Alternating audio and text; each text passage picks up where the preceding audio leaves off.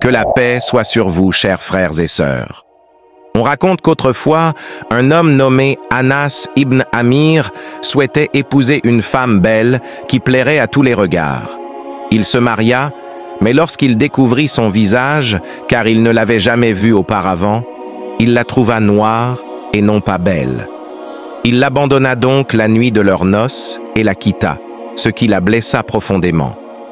Lorsqu'elle se rendit compte de son attitude, elle alla le voir et lui dit « Ô Anas, peut-être que le bien se cache dans le mal ?»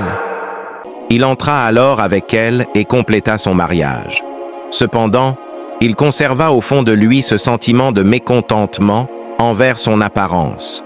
Il l'abandonna une seconde fois, mais cette fois-ci, il la quitta pendant 20 ans, ignorant que sa femme était tombée enceinte.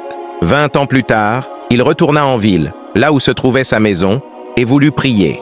Il entra dans la mosquée et entendit un imam donner un cours. Il s'assit, écouta et fut impressionné. Il demanda son nom et on lui répondit qu'il s'agissait de l'imam Malik. Il demanda « Fils de qui ?»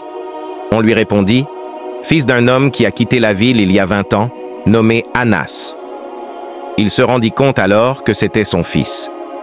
Étonné et heureux à la fois, Anas poursuivit l'imam et frappa à la porte. Lorsque l'imam Malik ouvrit la porte, il le salua et lui dit « Dis à ta mère qu'un homme se tient devant la maison et te dit « Peut-être que le bien se cache dans le mal. » Lorsqu'il alla le dire à sa mère, elle dit « Hâte-toi d'ouvrir la porte, c'est ton père qui est revenu après une longue absence. » Elle ne lui dit pas qu'il l'avait abandonné et parti. Elle ne parla pas de son père de mal pendant tout ce temps. Leurs retrouvailles furent émouvantes. Voici la femme vertueuse, et voici effectivement la mère de notre imam Malik, qu'Allah leur fasse tous miséricorde, masha'Allah.